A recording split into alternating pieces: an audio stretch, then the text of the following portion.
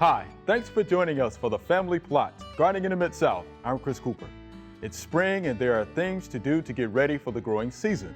We have a checklist to get your garden ready.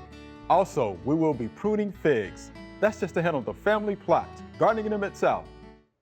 Production funding for the Family Plot, Gardening in the Mid-South is provided by the WKNO Production Fund, the WKNO Endowment Fund, and by viewers like you. Thank you.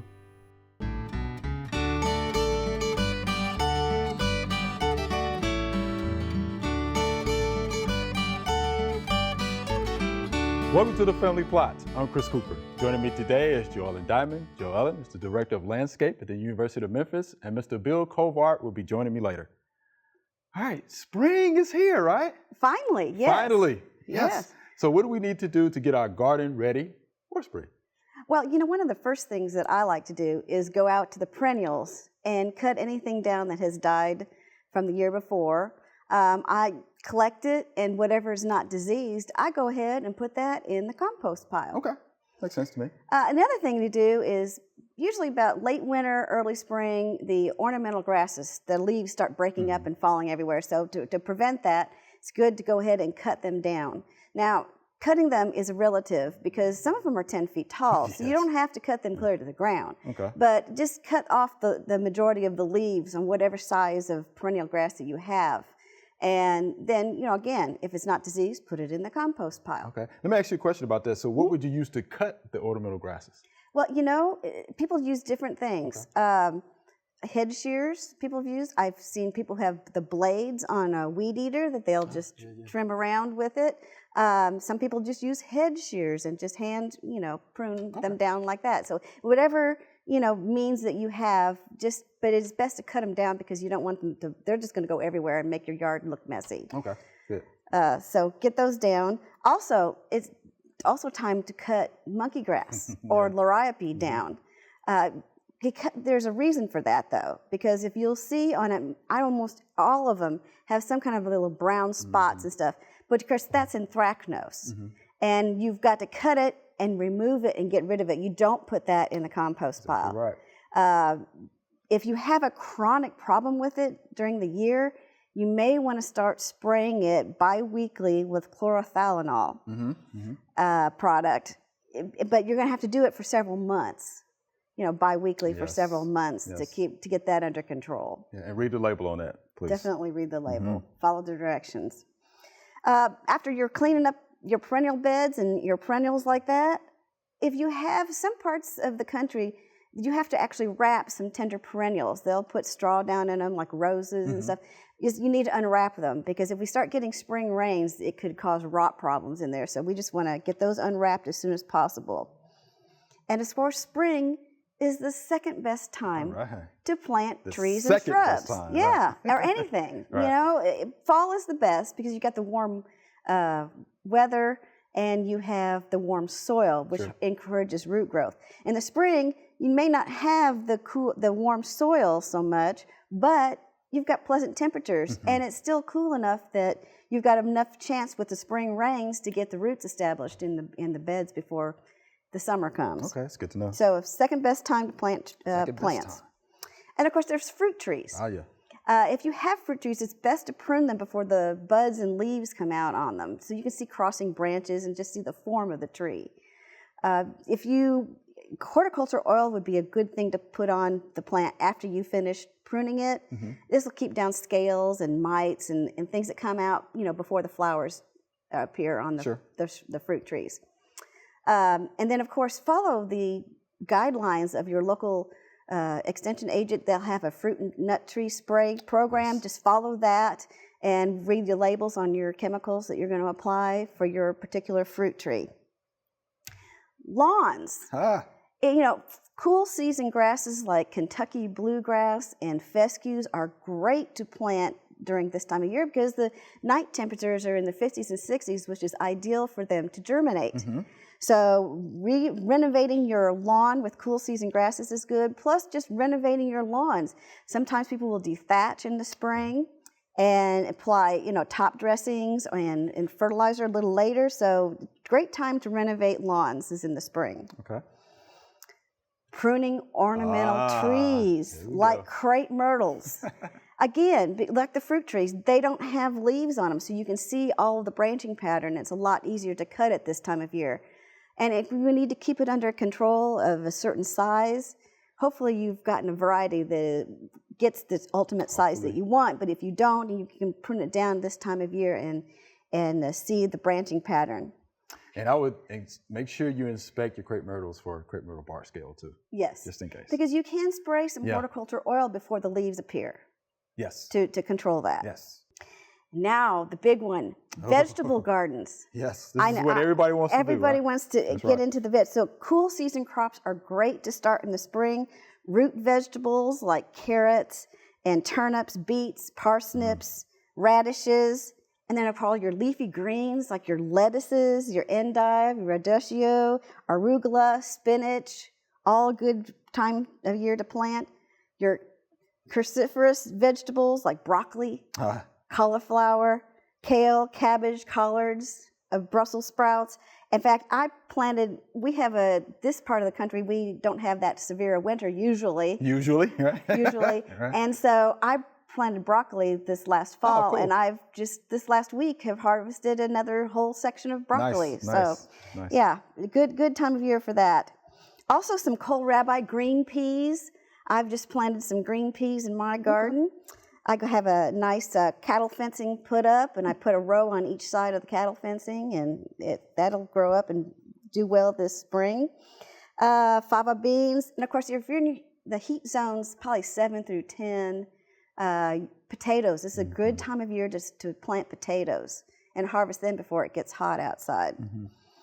And of course, don't forget your covers. If you want to start something early and you have a freeze that comes along, then you want to cover your seedlings. Those row covers that are made of fabric, usually white type of fabric. There's different grades of them, a thickness. So that would help to keep your crops from freezing if you've got that. And of course, now is also available blueberries and raspberries, grapes, and other small fruits like that you can go ahead and plant because it's time to plant those here. Those are good. In the spring. Now, of course, when the ground warms up, this is important. The ground has to get warm, probably closer to 70 degrees as possible, because you want to plant your summer blooming bulbs. Summer blooming bulbs are planted in the spring, but you got to wait till the temperatures of the soil are warm enough. And this is like caladiums, gladiolas, dahlias, iris, lily of the valley, and crocosmia, things like that. Bulbs that bloom in the summer. And of course, then evergreens. It's good to plant, to cut evergreens in the late spring. Late spring. You want to wait till it warms up just a little bit. And of course, this year, it's like my house, that cold temperatures that we don't normally get here. I know Texas, clear up through the Mid-South area, we got cold temperatures that we don't normally get. Yes. So I have a lot of my evergreens that are burned from that. So do I. So I would wait. I want to make sure that the buds start coming out and I see where it's still alive before I cut something that's dead off. And then that same is true for hydrangeas. I mean, some hydrangeas you prune in the spring, some you don't. But anything that's dead you can prune, but you got to wait till it comes out and buds out before you cut that off. Okay. Good points. Other things to do in the spring would be, you got to get your pool ready, your irrigation systems, your solid surfaces, clean up your steps and get the algae off of everything. Just a whole bunch of little things like that you can get done in the spring.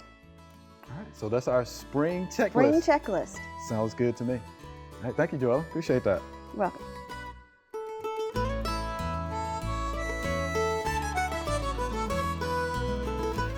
If you have dead plants in your landscape, go ahead and remove them. Those dead plants can harbor fungal spores or they may have insect pests on them. And you don't want those spores to affect your surrounding other plants, or you don't want those pests to get on your plants either. So go ahead and practice good sanitation and remove those dead plants.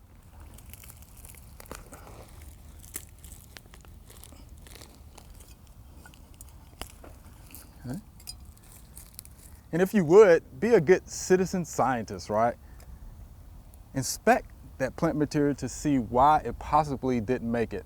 And as you can look at the root system, it looks like this plant was planted in an area that was not well drained. So again, practice good sanitation and remove those dead plants. All right, so I'm here with Mr. Bill. We're at the Memphis Botanic Garden, and we're gonna prune some figs. What's left of some figs. What's left of some figs. All right. We've already had a abnormally warm spring. Yes, we have. Before spring got here, in fact. And figs, which are a tender plant, had started to put out. Normally, they would not have produced any fresh leaves until at least May. Wow. And some of them in June. So we've had an unusual growth. We also had 4 days of cold weather extremely cold for this time of year last week. And so on our fig trees, we have what only a few days ago was a nice green new growth as far as the fig is concerned. Now, we have 2 things here as far as taking care of the figs. If you prune too early, which we're not going to prune too early for this year just because of the give and take of the weather, these have died back, and this time we don't know to what extent, because each one of these leaf nodes, which is just a little lump right on the side of the tree, is a potential for a bud. These budded out and then got hit with 34 degrees weather, and being a very tender plant, it just curled up and died on us and dried out in a few days. Now, some of the figs have not put out at all. Do not be concerned if yours doesn't. In fact, the one that hasn't put out yet may be in better shape than the one that did and then got frozen back. But there again, that's not for the homeowner to worry about, because even if we had to say this tree is not going to bear for the year and why are we even fooling with it, you can take a saw 4 or 5 inches off the ground, take the whole thing out, and before the season is over, if you treated it properly, it will be anywhere from 6 to 8 feet tall. All right, Mr. Bill, we're gonna let you have at it. We're gonna let you start pruning this fig tree for us. Well, first thing we need to look at on this tree, we want a good sturdy branch to support the bulk of the tree. When you look at this, it had at one time a single trunk. Now, from the old trunk dying out, the 2, 4, 6, 8, 10, 12, about 14 small ones down there, you don't want that. So you select, this is one of the sturdier ones. That's a sturdy one down at the base. But those others that are laying on the ground, that's what they're going to do when they mature. They get up here and run out like these little bunchy ones here. As they grow, the weight will get to them. They're down at the ground anyway. It'll pull it to the ground and pop the stump out. I got you. So you want to pick out 2 or 3, maybe 4, and take out all the immature ones around it.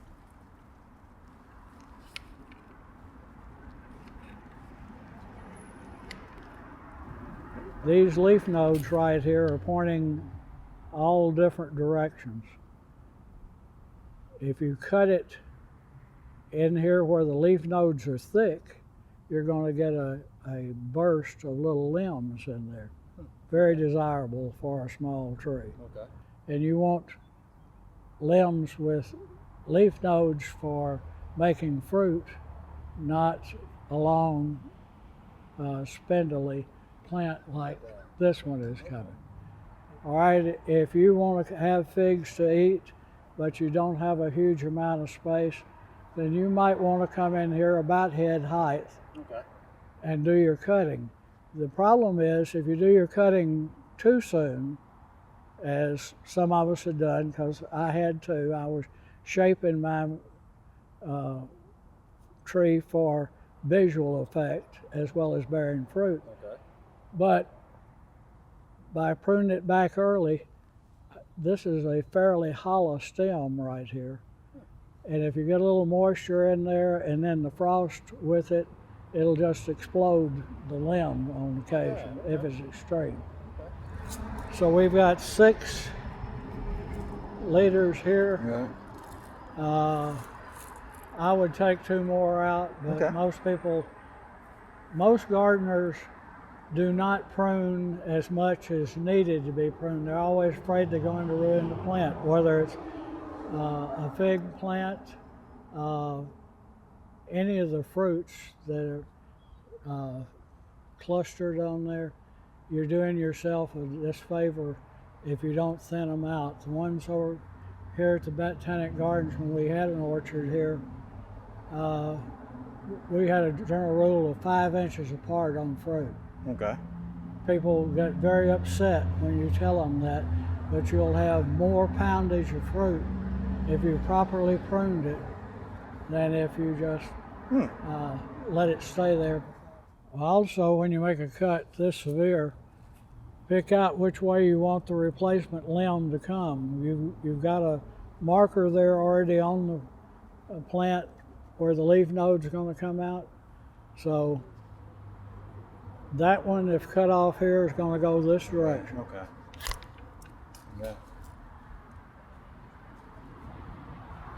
And if you can get several leaf nodes in here on a cut like that, then you come up with a lot more fruiting, because this is going to throw a cluster of new growth.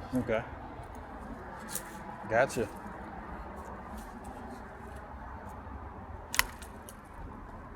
If you want to root you some plants from this, 5 neat leaf nodes from your trimming, at least 2 leaf nodes, I prefer 3, below soil level and 2 above, so that you get a place for the first green limbs to come out. But that's just the basic on it.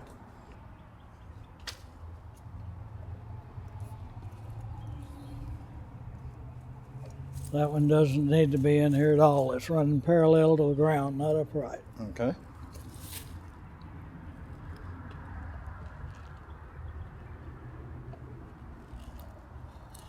There you go. Okay, so So we that comes out. started coming around and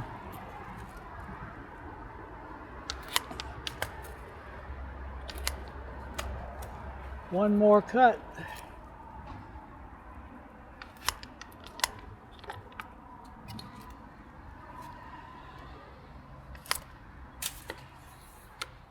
And now we got to take that one out. Someone that needs a plant, you pick it up. There are not any roots on that one, so we can take the whole thing out. And that is basically the shape, a basic shape. Basic shape. All right. Where it rounds out. Mr. Bill, we appreciate that demonstration.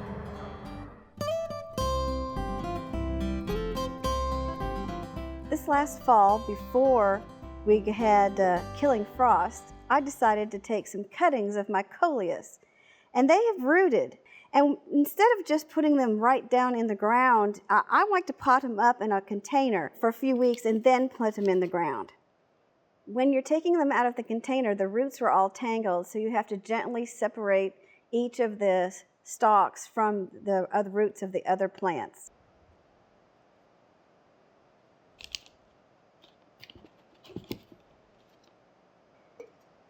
When we put these roots, new roots, into the soil is moist, like the roots are moist, and then when we get through planting it, we'll water them. That way the roots won't have any kind of shock going from just straight water to a container. these are all in one container, and they're not going to be in here for just a few weeks, and we'll have to gently take them apart and separate each plant when we plant it in the ground. Now these are nicely potted up, and in a few weeks it'll be the right temperature to put them outside in the garden. All right, Joellen, this is our Q&A segment. You ready? I'm ready. These are great questions. All right, let's start with the first one. My grapevines have black rot. What is the best way to get rid of it, and how do I prevent it from coming back? And this is Jamie from Colliers, West Virginia. Wow. All right, how about that? So we're talking about her grapevines and black rot. Black rot is a serious disease of grapes. Yes. Okay. You will get reddish brown splotches on those leaves. Mm-hmm. The fruit itself will become mummified. Mm-hmm. So here's what you have to do, right? Got to prune. Make sure you have good air circulation to get those leaves dried off. Practice good sanitation. You have any diseased parts of this plant, get it out. Mm-hmm. Okay.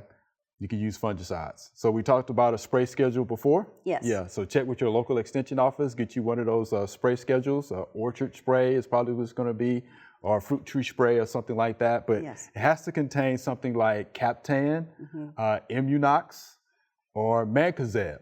Okay. Just read and follow the label on that. Apply that according to the label, and you should be fine. But again, this is a serious disease. Black rot is of vines, right? Yes. Okay. Attacks all plant parts. I've gotten some when in the extension office when I was in there, And It's tough. The thing is, you have to continue to spray. It's not like just one-time spray. No. It's a continual season-long spray you have to apply. It's going to be multiple applications, and the intervals are probably 10 to 14 days. It'll be on the label. Just read your label. But do know that this is a serious disease. And something else I like to mention too, look for resistant varieties. There are some out there, yes. Look for those. So practice good sanitation, good airflow, look for resistant varieties, get rid of all the diseased plant parts. Jamie, and you will be fine. Yes. Thank you for that question. All right, here's our next viewer email. How do I get phlox seed to grow? And this is Nancy. So can you get phlox seed to grow? Yes, you can. The thing is, though, phlox seed requires darkness to germinate. Oh, okay. So a lot of times, the seed packets will have on them how to, what temperature that the seed likes to be at, and the depth. Like I think it's an eighth of an inch on covered. Okay. But to ensure that it germinates, I would put a black piece of plastic over the germination tray. Oh, okay. That will ensure that it's dark. But it only takes 10 to 11 to maybe 21 days. So I would put it down and I would check it every about 5 to 10 days and just see if anything is germinated. And as soon as it has, you've got to take the black plastic off. Okay. And now that also helps it act like a greenhouse underneath on the flat. So you don't necessarily have to have a grow light to start these because they like darkness at first. Okay. But then once you start seeing the plants come up, you're going to have to put them in some light. Okay, you put them in some light. But there's a certain amount of temperature and moisture requirement for them. And phlox is just one of those that's kind of picky about that. Okay. So that's just read the label of how the seed says it needs to be germinated, or just make sure you cover it with darkness for a few days. So it has to have that darkness. What about soil media? And germination mix. Nice germination mix, and get it moist, and then put that black plastic over the top of it, and then check it every 5 to 10 days, and it will probably start germinating. Wow. Okay, how about that? So you can grow phlox. You can grow phlox from seed. Yes. There you go, Miss Nancy. How about that? Thank you for that question. All right, here's our next viewer email. The trunk of our curly willow is staying so small, we have to keep it staked. Do I need to trim the limbs until the trunk gets bigger? And this is Bunny. Now, let's go back here for a second. So the trunk is staying small. I wonder if it's been staked this whole time. Well, that's a good question. We don't know because we don't have a picture. Right. I remember you telling us this before, right? So what makes the trunk strong, Yeah, right? we have to. And The grow. trunk has to move just a little bit because it has to produce reaction wood Right. to make it stand up straight. And if it's staked the whole time, it never develops that reaction wood. So when you take the stake off, it'll just fall over. Right. But I don't know. Also, does it have one central leader, or does it have a whole bunch of branches that are trying to lead to be the tall tree? Okay. And if that's true, then I wouldn't cut them off, but I would cut them back and leave one to be the central leader, because this is apical dominance. Something's got to lead, and Sure. you've got to make sure that one of them is going to be the leader. Okay. All right. So there's a couple of things going on here. Yeah. Yeah. We had a picture really Yeah, help it us was out nice a little to have bit. a picture. Right. But yeah, you don't want to keep these, trees staked forever. No, not forever. Because they need to build up that girth, right? Yeah. All right. All right, y'all. That was fun. Good It questions. was. Thank you much. Remember, we love to hear from you. Send us an email or letter. The email address is questions@familyplotgarden.com. And the mailing address is Family Plot, 7151 Cherry Farms Road, Cordova, Tennessee, 38016. Or you can go online to familyplotgarden.com. That's all we have time for today. Thanks for joining us. If you want to learn more about anything we talked about today, head on over to familyplotgarden.com. We have over 1,000 videos to help you make your garden the best that it can be. Be sure to join us next week for the Family Plot, Gardening in the Mid-South. Be safe.